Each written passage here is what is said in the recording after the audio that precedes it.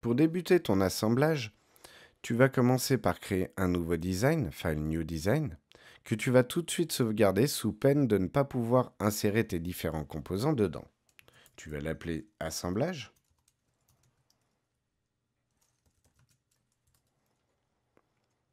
Et tu vas venir chercher dans tes fichiers ta base Portax, faire un clic droit dessus et l'insérer into Current Design. Tu n'as pas besoin de la placer, donc tu vas faire OK.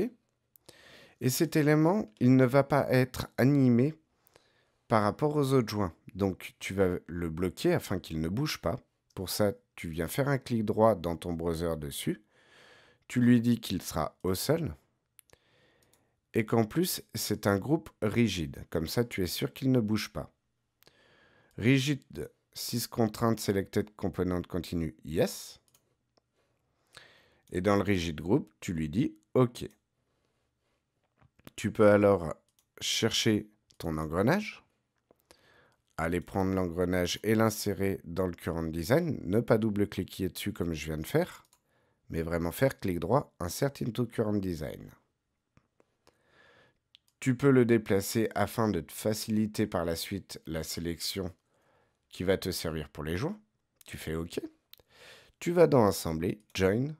Tu viens sélectionner ici ce cercle.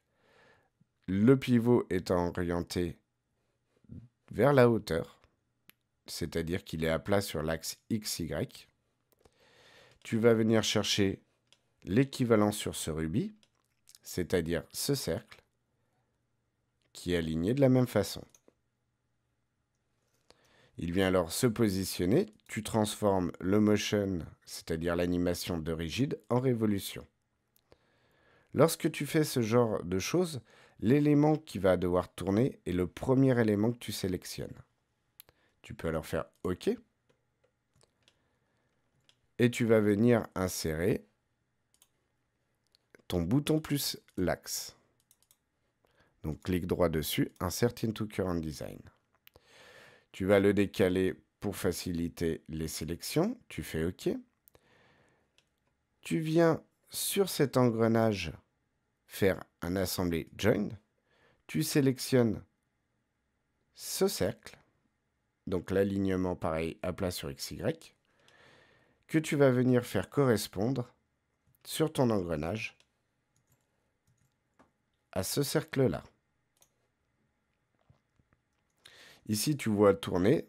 Or, tu ne veux pas un joint en révolution, mais en rigide. OK.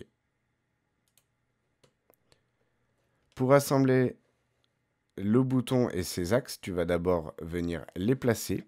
Donc, tu rentres dans ton browser, dans ton composant bouton plus axe. Tu sélectionnes tes trois éléments. Tu fais un clic droit dessus et Move and Copy. Tu peux alors te mettre en vue de dessus pour commencer à le placer. N'hésite pas à zoomer. Et pour éviter la contrainte des 5 en 5, tu peux utiliser ce carré.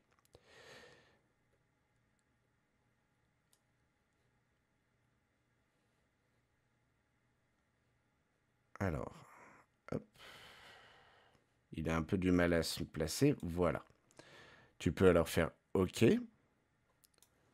ou vérifier avant si dans la hauteur, il est bien positionné, ce qui n'est pas mon cas. Donc, je vais le monter. Hop. Et venir le placer comme ceci. Tu peux alors faire OK.